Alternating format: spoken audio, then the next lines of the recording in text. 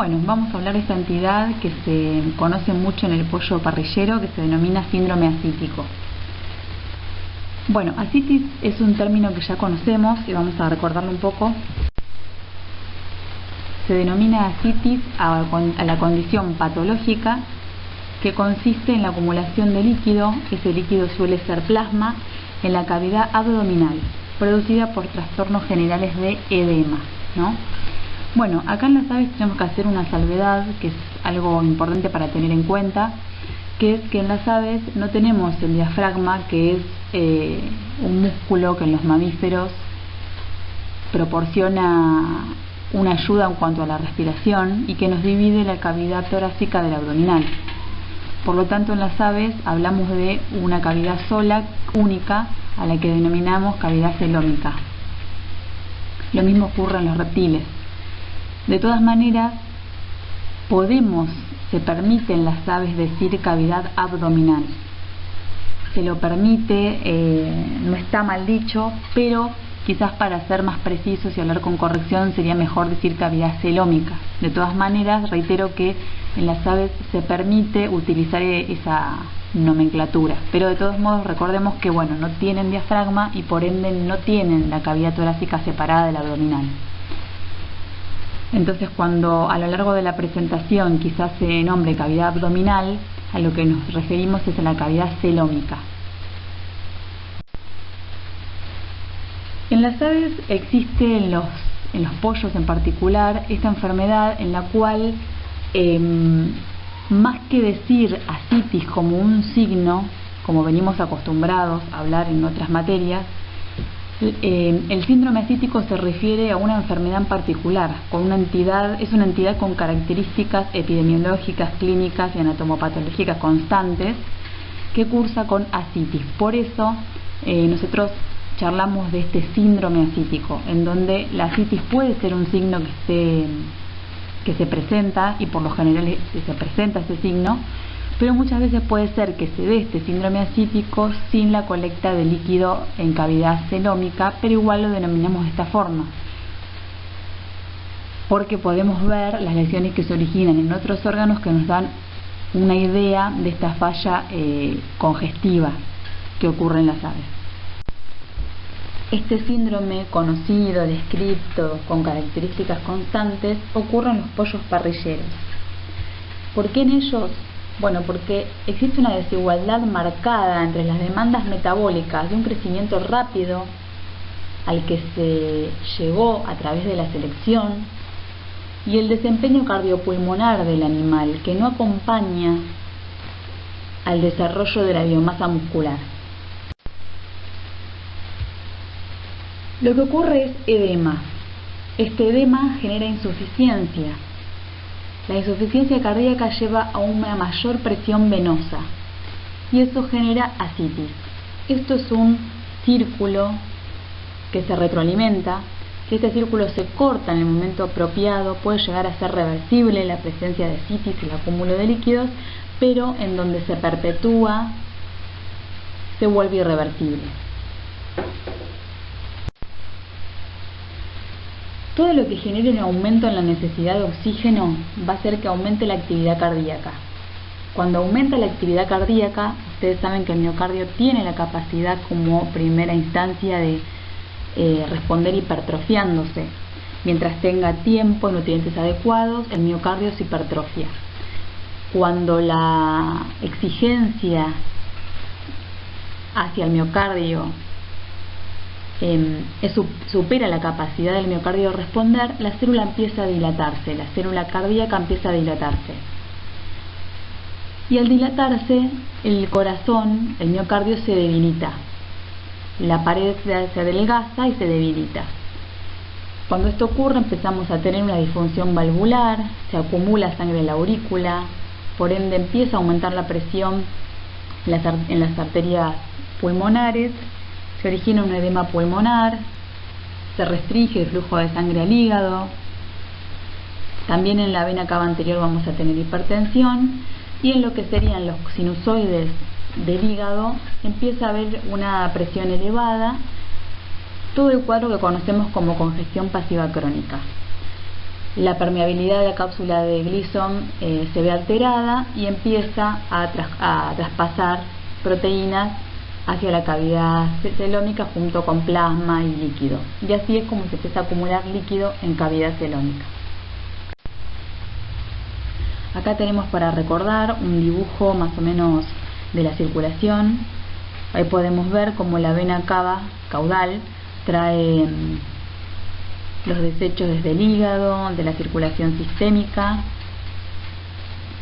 los vuelca a la aurícula derecha, luego pasan a través de la válvula tricúspide al ventrículo derecho y por la arteria pulmonar va la sangre carboxigenada al pulmón a oxigenarse. Luego las venas pulmonares traen la sangre oxigenada desde el pulmón a la aurícula izquierda, desde la aurícula izquierda pasando por la válvula mitral, la sangre oxigenada pasa al ventrículo izquierdo y esta sangre oxigenada por la arteria aorta se distribuye en la circulación sistémica y se va también a lo que es digestivo. Bueno, ya sabemos y hemos visto en otras materias lo que ocurre en una falla cardíaca, ¿no? Esa congestión pasiva crónica que ocurre en donde se acumula líquido, en este caso en cavidad celómica. Esto pasa en esta entidad típica de los pollos parrilleros.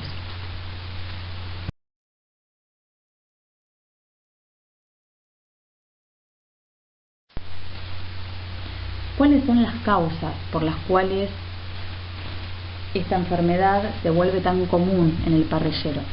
Bueno, pueden ser la presencia de agentes tóxicos, factores ambientales, factores nutricionales y factores genéticos, que ahora los vamos a ver uno a uno.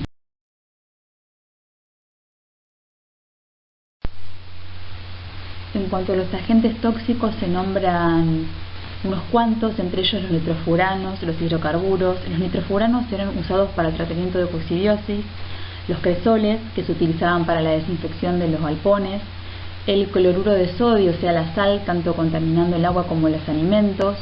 Lo que va a hacer es estimular el consumo de líquido y la retención de líquido.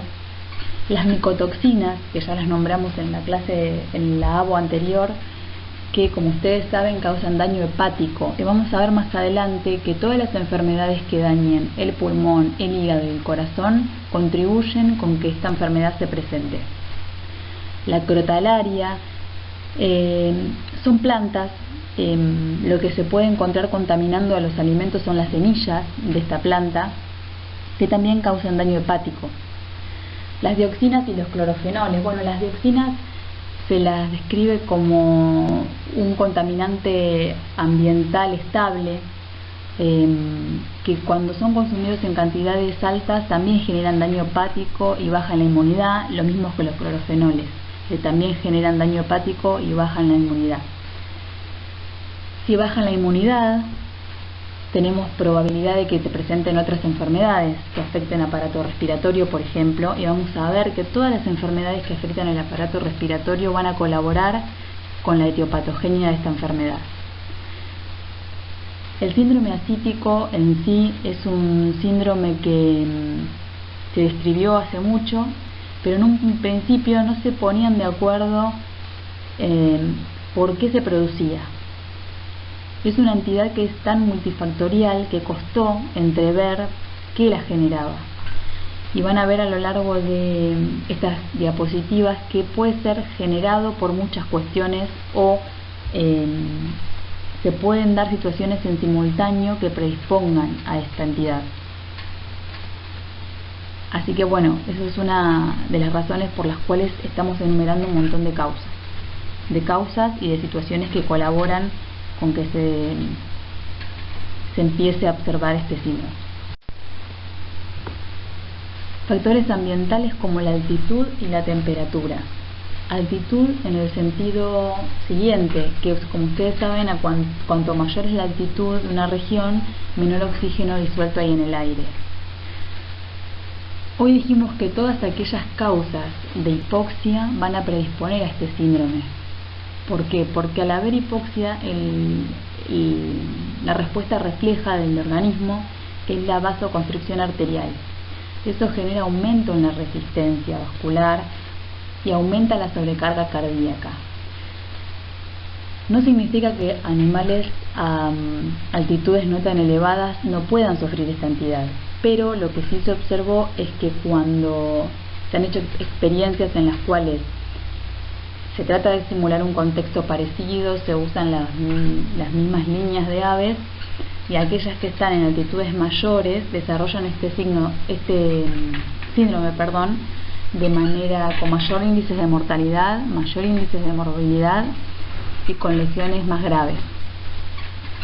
Reitero que no significa que animales a altitudes menores no sufran esta entidad. Pueden sufrirla porque hay un montón de cosas que pueden llegar a desencadenar este síndrome. Lo que ocurre con la temperatura es que tanto las temperaturas extremas, las variaciones de temperatura, tienen un efecto negativo. Los climas fríos, en donde la tasa metabólica de los animales aumenta y por ende el consumo de oxígeno va a aumentar, van a necesitar más oxígeno esos animales y por ende el corazón empieza a trabajar más, también predisponen a la presentación de esta enfermedad. Factores de manejo como la ventilación, el hacinamiento. Fíjense que una ventilación mala o animales muy hacinados, en definitiva, en lo que se va a traducir es en que haya menos oxígeno, es decir, va a sobrecargar el corazón. ¿Por qué? Porque en el organismo va a haber menos oxígeno, entonces el corazón va a tratar de trabajar más para suplir esa falta. El almacenamiento e incubación de los huevos es algo que, aunque parezca difícil de creer, también influye. En sí, un buen manejo reproductivo, ya desde, o en el caso de, reproductivo, ya donde se almacenan los huevos y donde se incuban, por ejemplo, el aire que entra en la incubadora, tienen que tener una cantidad de oxígeno suficiente para que el intercambio entre el aire y el huevo sea el adecuado. Incluso vamos a ver más adelante que cuando el pollito nace y, digamos, se gira y rompe el huevo, ingresa a la cámara de aire del huevo y hace su primera respiración, necesitamos que ese aire tenga la cantidad de oxígeno suficiente como para que su sistema cardiopulmonar se desarrolle adecuadamente.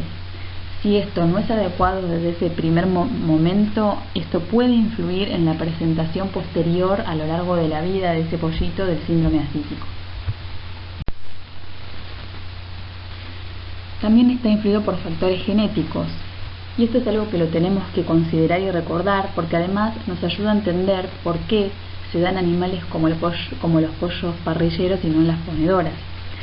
Y también explica por qué se dan los pavos, porque en los pavos, que también tienen una importante masa de músculo, también se puede presentar esta entidad.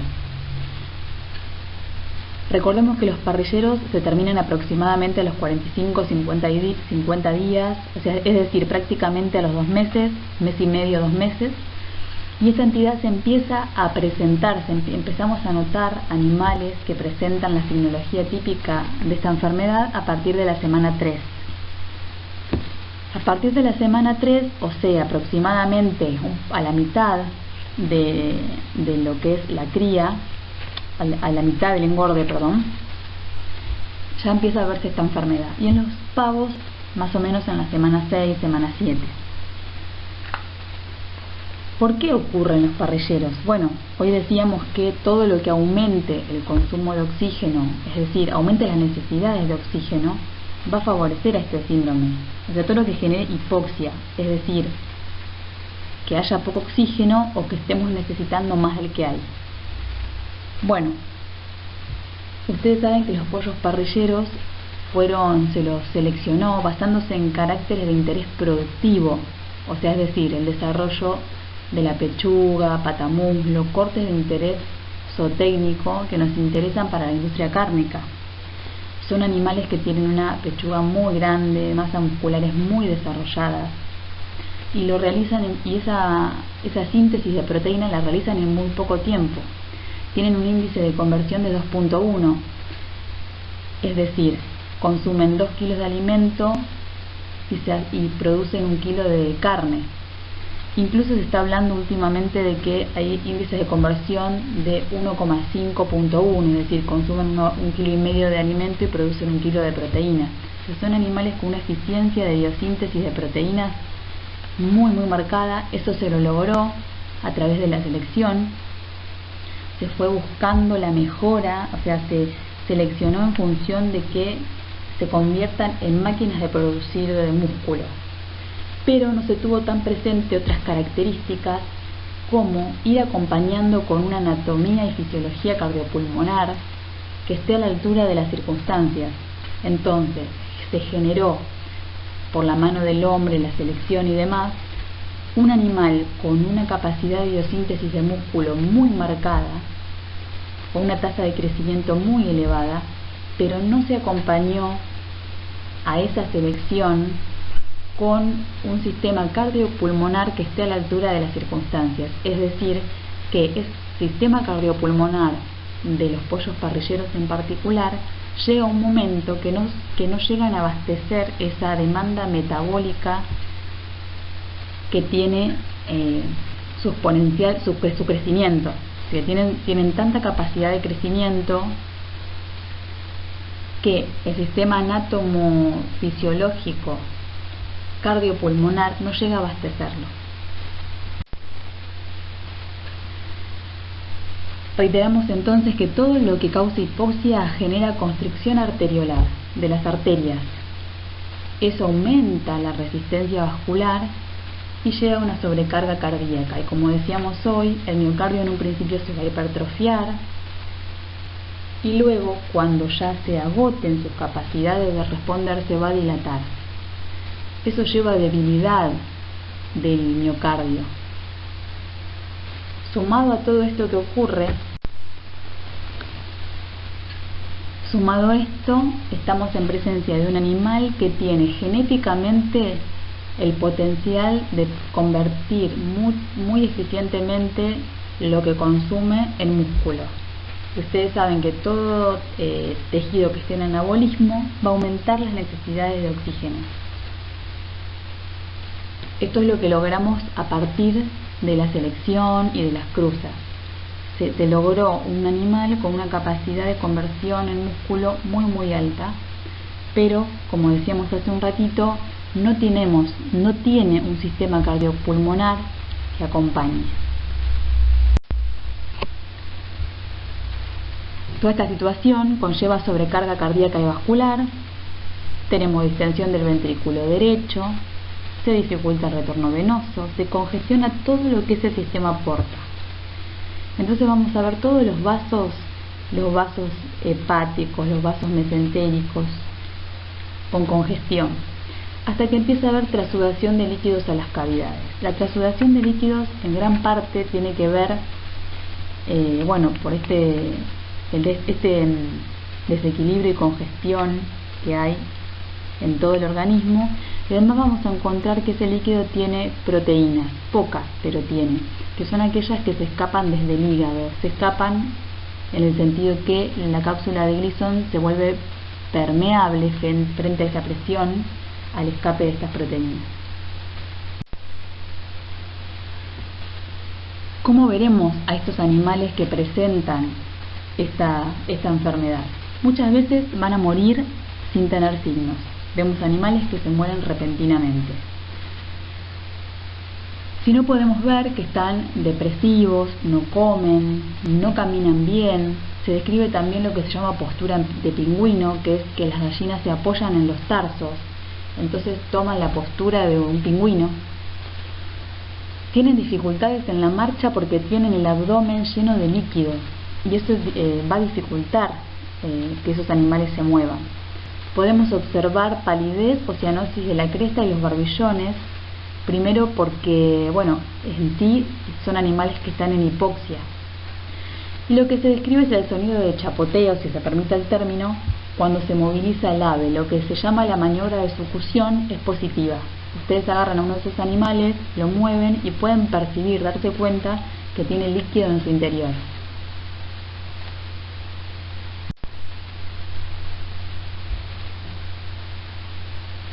La mortalidad se acerca a la semana 6 o la semana 7, es decir, suelen morir más animales cuando están cerca de que el productor llegue al peso de faena de esos animales. O sea que la pérdida económica que representa esta enfermedad es muy importante.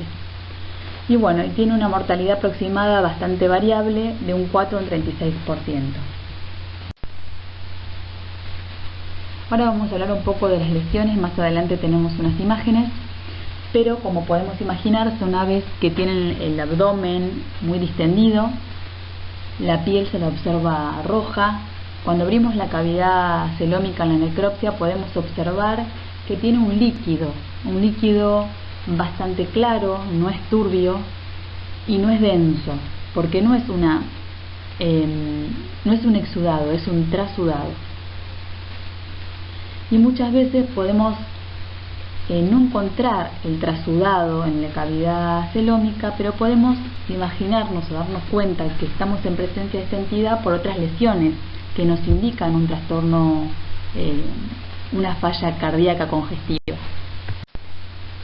Por ejemplo, encontramos los riñones congestivos, con uratos, podemos encontrar presencia de líquido en el pericardio, una hipertrofia del corazón, podemos ver edema de subcutáneo, podemos ver que se afecta el hígado.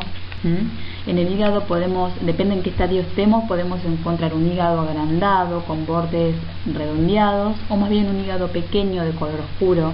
Eso va a depender de qué momento de la evolución de esta enfermedad nos encontramos. Y vamos a ver una congestión generalizada. Por ejemplo, la vamos a evidenciar en los vasos mesentéricos de todo el mesenterio. O sea, es decir, vamos a observar órganos congestivos y congestión en la mayor parte de los órganos.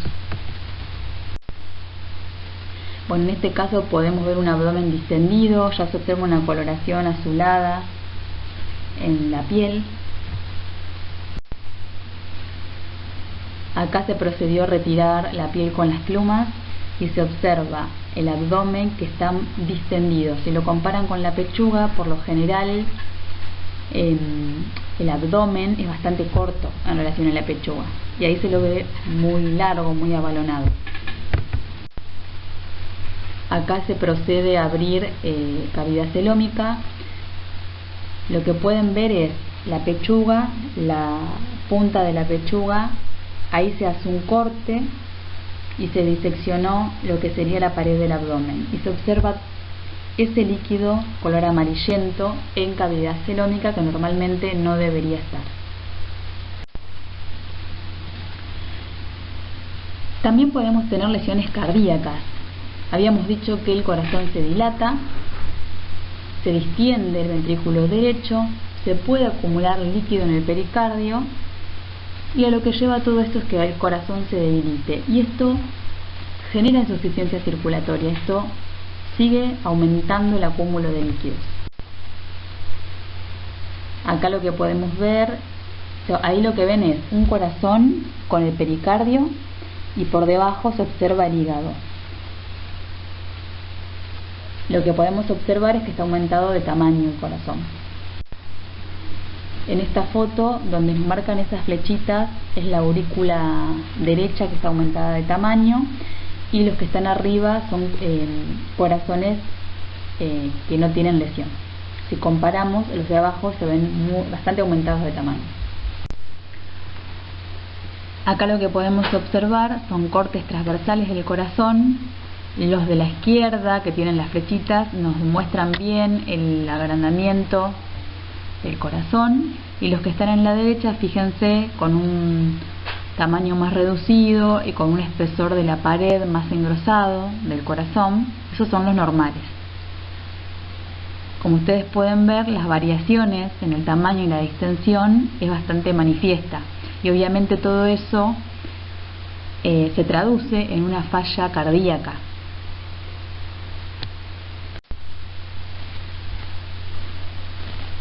¿Qué lesiones podemos encontrar en el pulmón? Los pulmones podemos encontrarlos congestivos, edematosos o pueden estar hasta consolidados. Cuando los vemos consolidados, ustedes los sacan de la carcasa, los sacan de la canal del animal, y por lo general cuando están normales los pulmones se contraen. Cuando se consolidan esto no ocurre, ustedes sacan los pulmones de la pared costal y quedan con ese tamaño, no se achican. En el hígado podemos observarlo aumentado de tamaño, con bordes redondeados, congestivos, o como decíamos hoy, cuando avanza esta enfermedad se puede ver como una atrofia de ese hígado, reduce su tamaño. Incluso lo que es muy común de notar es la presencia de fibrina adherida en la superficie. Lo que se genera en el hígado es una hepatosis, hay una degeneración hepática por esta congestión pasiva crónica. Acá podemos ver, cuando ustedes abren cavidad celómica en la necropsia, lo primero que ustedes se van a encontrar es con el hígado. Y acá en este caso el hígado se cubre por esa capa con presencia de fibrina, ese color amarillento que observan ustedes ahí. Lo mismo, observen tanto en el de la izquierda como en el de la derecha, se observa esa capa gelatinosa color amarilla. Eso es hígado, y se puede observar que arriba hay una especie de película blanquecina que se torna hacia el amarillo, muy delgadita. En las aves en general existen factores que inciden en la hipertensión pulmonar, es decir, tienen cualidades anatómicas que las vuelven más susceptibles de padecer hipertensión pulmonar. Por ejemplo, que presentan pulmones restringidos en su capacidad. Si ustedes miran cómo se colocan los pulmones en las aves, están muy como adheridos a las paredes costales y no tienen una capacidad de expansión muy marcada dentro de lo que es la cavidad celómica. Y por supuesto son bastante chicos en comparación con el cuerpo del animal, y a medida que el ave crece se vuelven proporcionalmente cada vez más chicos. Y además sus capilares no tienen las propiedades de acomodar o de alojar el excedente de flujo de sangre cuando esto ocurre, sino que ese excedente de sangre, al no poder acomodarse, entre comillas, en los capilares, se depositan los órganos y genera de esta manera fenómenos congestivos. Esto ocurre en todas las aves, por sus cualidades anatómicas, sus adaptaciones para el vuelo y demás. Tienen su sistema respiratorio adaptado con ciertos cambios que no encontramos en los mamíferos.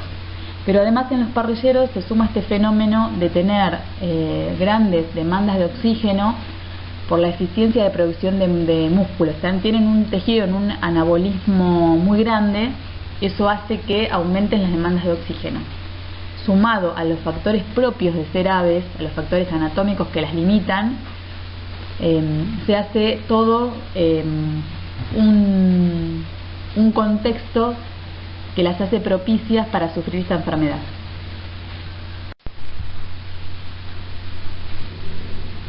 Entonces, dentro de los factores predisponentes en los pollos tendremos que mencionar nutricionales, genéticos, ambientales, de manejo y sanidad. Ahora vamos a detallar uno por uno. En cuanto a los factores nutricionales, todo lo que favorezca el crecimiento acelerado del pollo. Se han hecho experiencias alimentando a los pollos con alimento granulado versus las harinas, y la realidad es que las aves comen más cuando el alimento se presenta en forma de gránulos. Entonces se observó que se morían menos en las aves que se las alimentaba con harina, ni más ni menos que porque al comer menos, si bien tienen el potencial de generar masa muscular, no estarían teniendo los ingredientes necesarios para generarla, o sea, los nutrientes necesarios. Entonces, esa potencialidad de generar masa se ve aplacada por consumir menos. Lo contrario pasa cuando comen mucho. Si comen mucho, expresan todo su potencial genético de generar masa muscular, y así es como puede llegar a sobrevenir este síndrome. Otras situaciones como la deficiencia de vitamina E y selenio, la deficiencia de biotina, el exceso de sodio en el alimento o en el agua, la presencia de tóxicos en el alimento, como habíamos dicho, ya sean las micotoxinas u otros tóxicos que dañen el hígado. O sea, todo lo que nos dé hipoxia por algún motivo, todo lo que aumente la tasa metabólica de los animales, aquello que dañe el hígado, el sistema respiratorio, todas esas cuestiones pueden llegar a generar este síndrome. Factores genéticos, esto recordémoslo como muy importante porque es la causa por la cual se expresa en pollos parrilleros. La velocidad de crecimiento acelerada y la gran conversión alimenticia que tienen los parrilleros. Además, otra cosa que se descubrió en estos pollos es que el eritrocito no tiene la capacidad de deformarse tanto con respecto a otras aves cuando ingresa a la microcirculación pulmonar. Entonces, cuando tenemos aumento de la resistencia capilar, al no tener esos glóbulos rojos la capacidad de deformarse para poder llegar igual, estaría ocurriendo que no puede ingresar el glóbulo rojo con el oxígeno porque no tiene la capacidad de deformarse, tanto en comparación con otras especies. Entonces esto también colabora con la hipoxia. Habíamos nombrado los factores ambientales como la altitud. Sabemos que a mayor altitud tenemos mayor morbilidad y mayor mortalidad, signos más graves, lo cual no quita que en altitudes menores los animales no puedan padecer esta enfermedad. Como habíamos dicho antes también, las temperaturas frías aumentan la tasa metabólica, o sea, aumentan la necesidad de oxígeno por parte de los tejidos, y habíamos mencionado muchas veces que todo lo que nos aumente la cantidad de oxígeno que necesita el organismo, o todo lo que significa hipoxia, va a contribuir bastante en la generación de este síndrome. Factores relativos al manejo: temperaturas extremas, falta de ventilación, hacinamiento, vapores desinfectantes residuales si pensamos que pueden afectar el sistema respiratorio, contaminación del ambiente, polvo, amoníaco, dióxido de carbono, formol, también pueden contribuir a la presencia de enfermedades respiratorias y por ende a que se genere hipoxia. Y algo muy importante, el almacenamiento e incubación de los huevos. También habíamos hablado de esto, que por ejemplo el aire forzado que entra en la incubadora tiene que tener una cantidad de oxígeno adecuada para que ese pollito, cuando quiera nacer y rompa el cascarón y por primera vez ingrese a la cámara de aire y realice respiración pulmonar, la cantidad de oxígeno que ingiere en esa respiración, que ingresa en esa inspiración, va a determinar el desarrollo cardiopulmonar de ese pollito. Y si no es el adecuado, ese animal va a tener más probabilidades de sufrir síndrome ascítico a lo largo de su vida que un animal que recibe una cantidad adecuada de oxígeno. La sanidad es por supuesto un factor muy importante porque todas aquellas enfermedades que nos afecten el corazón, que nos afecten los pulmones o el hígado van a ser determinantes de la presencia de esta enfermedad. Es decir, una aspergilosis pulmonar, la presencia de micotoxinas que afectan el hígado, cualquier cosa que sobrecargue el corazón pueden llegar a colaborar para que este síndrome se presente. El sexo también influye. ¿Por qué? Porque generalmente los machos generan más músculo que las hembras. Entonces se ha notado que en machos se da más frecuentemente que en hembras. En cuanto al control y a la prevención de este síndrome, ya habíamos hablado de la incubación, que es importante, manejar el ambiente, que sea ventilado, que tenga buena cantidad de oxígeno, la sanidad, porque todo lo que afecte a algunos órganos en particular va a colaborar con el síndrome, el transporte del bebé, el manejo del ambiente en la granja, el control de enfermedades respiratorias y demás van a colaborar con que este síndrome no se dé o se dé, justamente. Algo muy importante es el control del alimento, la cantidad de proteína, energía y cómo se regula el consumo. Por esto que decíamos antes, que a través de las líneas genéticas y de la selección de los caracteres, se logró que este animalito, que en 45 días aproximadamente llega a los 2,6 kilos, genere una cantidad de masa muscular de una manera muy acelerada. Habíamos dicho un ritmo de conversión de 2.1 y que se habla de 1,51. Incluso se habla últimamente de que es más eficiente todavía, pero bueno, en líneas generales y por quedarnos con lo más clásico, es 2.1 el índice de conversión en muy poquito tiempo. Ese animal tiene ese potencial genético de crecer de esta manera, pero sabemos que el fenotipo está dado por el genotipo más el ambiente, es decir, su genotipo tiene ese potencial, pero si nosotros no le damos el ambiente propicio, no va a desarrollar todo su potencial. En este caso el ambiente es el alimento. Si yo regulo el alimento, controlo la capacidad genética que ese animal tiene para desarrollar masa muscular. Entonces lo que se hace es, se maneja el alimento. Hay muchos planes de restricción que se han implementado. En algunos, por ejemplo, lo que se va a regular, por ejemplo, se maneja con las propiedades físicas del alimento. Darle, en vez de peleteados, darle harinas para que consuman menos. Otras estrategias pueden ser darle menor cantidad de nutrientes, o sea, es decir, se le da la misma cantidad pero con menos valor.